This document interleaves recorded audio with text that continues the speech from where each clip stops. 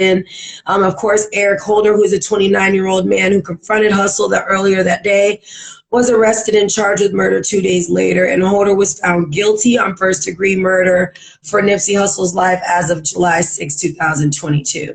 So we're just going to kind of recap on that a little bit and get everybody's opinion about the whole situation. I thought when he passed away, it was really interesting because I did not know how much of an impact he had on the community, to the point where the main gang members in the South Side of Los Angeles, the Bloods and the Crips, actually came together during his funeral. They didn't, there was no beef. So apparently he really had a impact on his community.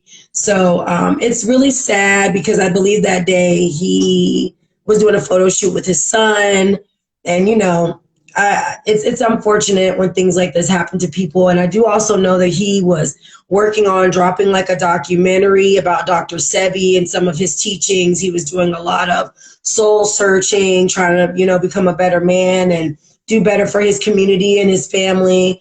So just with everything that's going on, do you guys feel that the conviction is just?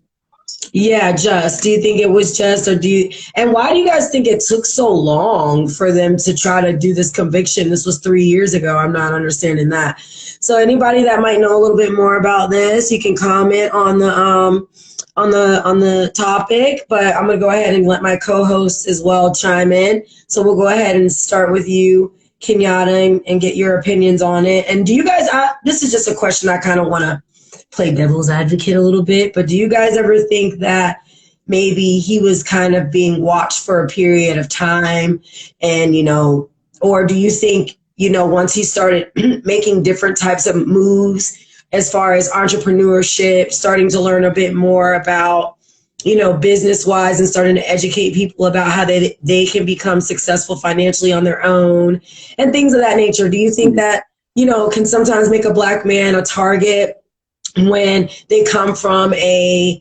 don't want to say a rough community, but he did have a rough background before he became who he was. So do you think sometimes once you do come up out of the hood, or you're a negative environment, people envy you, they get jealous, you become a target, you get watched, and what are ways you can prevent that? So you can continue to be successful, not have a target on your back just because you came from a negative environment. Yeah, I think it depends on, I think in the past, we've seen it multiple times over again where they have,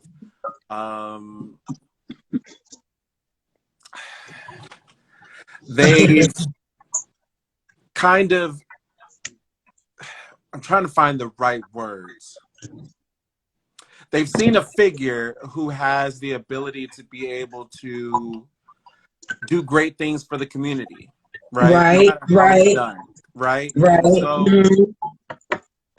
put the timer on. And we've seen in the past where, and you can call it a conspiracy theory, right, or theories of certain situations, but when it comes to like Bob Marley, or when it comes to Martin Luther King or Malcolm X, you have all these people who had their hands very heavy within politics and trying to make in the community.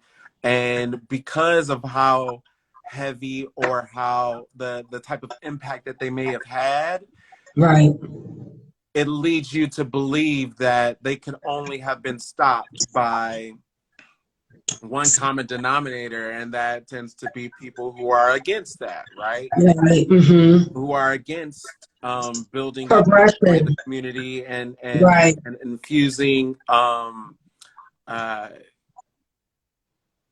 instilling some type of success within the community. You know what I mean? So like, I think, it leads you to believe that. Right. Nova said, well, MLK was murdered by a government entity. That's what I was going to ask you guys. Do you think, not to cut you off, Ken, but No. just to add to what you're saying, do you think that that could have been some things too? I remember at one point when Nipsey Hussle was starting to kind of talk a little bit about how Black people need to start learning how to, get your credit right and read and learn about starting your own businesses, things like educating our community. And at one point, he was like kind of being arrested. He was kind of being harassed by the police. I can't remember what award show it was, but he was like harassed. I mean, he was arrested on camera or something like that. I don't remember, but At least you believe they don't want that. At least right, you believe that they're trying to get at the right, source right. That's what I of was gonna what is say. instilling all of that great the rise up. They don't want us to Right, rise. You know what I mean? They right. don't want us to come into fruition and being able to be self-starters, because time and time again in the past, whenever we've tried to do that, what did they do? They bombed. Burn it They down. they hung. They, Right. like Or they all of raid those the community. hang. Hmm. Sorry, and they it's situations where you look at stuff like this Hmm. and it leads you to believe that because they don't want better for us. You know what I mean? Right. Right. So Exactly. when it comes to how long the trial took or why it got to that point in order to be able to arraign him, I think I don't mind it because you want a thorough investigation. You know what I mean? Mm. They have to be able to talk to the right people. They have to be able to put the evidence together in order Okay. to make sure that it is just and lawful. So if they Right. need to take that time, if they need to take 3 years, by all means take 3 years, so that, or 2 years or whatever, or Right. 3 years, if it takes that long to be able to do it right, do it right. It's Right. kind of like when we want them to come up with certain sequels or seasons of our favorite shows immediately, but when they do, then they regurgitate some type of bullshit. You know what I mean? No, I agree. When if they have just taken their time and given us what we really need as a fan or whatever, then that'll happen. You know what I mean? It takes time for them to be able to give you good content, I guess you could say. But Yeah, no, I mean, I understand and I agree with what you're saying. And I mean, it's just unfortunate because it seems like whenever someone is trying to change their mental, change their environment, the people that are around them that might not know another way out, and you're trying to say, look, I'm gonna bring you on and put you on my team, and we're gonna do this together. And I'm gonna teach y'all how I learned this, and we're gonna, work at this together. And then when you start, it seems like whenever a musician or somebody gets on this platform and they start speaking about the government or they start speaking about anything, they become watched. And it's sad and unfortunate that it's to the point where now you can say this is a conspiracy theory where they might hire somebody or they might watch you as a target, or they might try to, put bad images out about you that were like of your past, and you're trying to be, someone that's coming from a different level and you're growing to something else. You're a man now, you have children, you have a family, and you're trying to create a generational wealth, which is what I thought Nipsey Hussle was trying to do for his family. Because to be honest, Nipsey wasn't even out very long as a rapper, nor did he put out a lot of mixed music.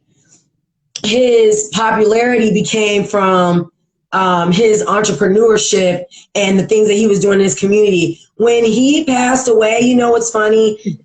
There's a B2K docuseries that's going to be dropping July 21st, by the way.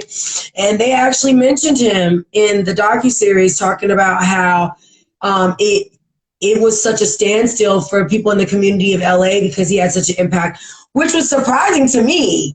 I didn't know that he had I would look at it as a political movement within his community.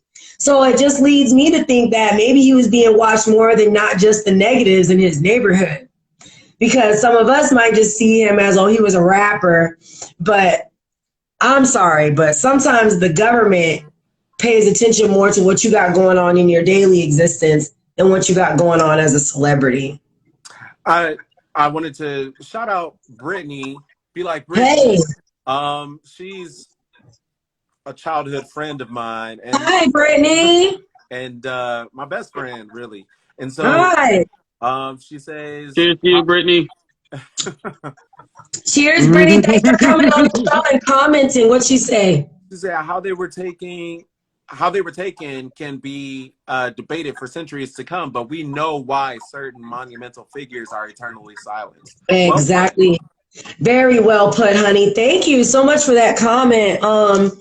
And that I feel the same goes with a lot of celebrities that try to kind of take a stand against, like, I think Bob Marley too, possibly was a product of that. There is a docuseries, I think it's called Who Shot the Sheriff on Netflix, about Bob Marley and what happened. And even him and his community, he was making a lot of political movements. In his music, he was dropping crazy gems about what is being held from you and what you should know. And I think when you start being a quote unquote whistleblower or messenger, you just automatically become a target because there's certain things that they don't want exposed, that they don't want the general people to know or get hip to knowing and be like, I'm going to go research this. What are they talking about in this music? Or what was he talking about on this interview? Blah, blah, blah, blah. So I am glad. I want to ask Mike. Yeah. Like, Mike, you being out there, did you see like how much of an impact or? No, yeah, honestly, I'm not even on bullshit. I had no idea who the fuck Nipsey Hussle was. Okay. I'm not even gonna lie. Really, but that's because you don't really listen to his music. I didn't know he was either until he passed. Oh, yeah. Really? Oh, okay. Well, that's disciple. That's what I mean. That's the crazy part. He did not have a lot of music out for people to whatever. He wasn't like, but yeah, what did you see? Kind of impact did you see? Because you are our host, Michael. He's also on the West Coast in Los Angeles. No, yeah. It's one of those things where it's like, I've heard like a shit ton of his music, but like I never asked like, oh shit, who the fuck is this? You know what I'm saying? Like he had good music, don't get me wrong, but I was, but no, yeah. So like once I heard, about his death that day, then I started like looking him up, start looking up videos on YouTube and like just like how socially conscious he was, especially about what was going on with his community and like the betterment as far as like education for like black people. I respected the fuck out of this dude. And before he died, he was even in the process of like I believe it was either building a school or working on a scholarship for youth within that community. I remember that. On a scholarship to like pay for schooling in the Silicon Valley area. Anyone wants to be like an engineer when it comes to computers and whatnot. You know what I'm saying? I didn't even know that. It's like, yeah, so like he's one of those celebrities. He's one of those like black celebrities. You know what I'm saying? That like that had like a hood background, and he was actually trying to do something. And it's like you can't name. Yeah, it's like you can't name a lot of people that that actually like put their money where their mouth is, as far as like we have a lot of people like, I just want to see my black people do better, you know what I'm saying? Like, you know what I'm saying? I want them, we're all kings and queens, you know what I'm saying? Like, we need to better ourselves. Like, hey yo, hand me that crap. Shit, you know what I'm saying? We need to better ourselves, you know what I'm saying? We gotta, like, we see that shit all the fucking time. But no, Nipsey was one of those he was a real one. He was a real one. Yeah, he was a real one.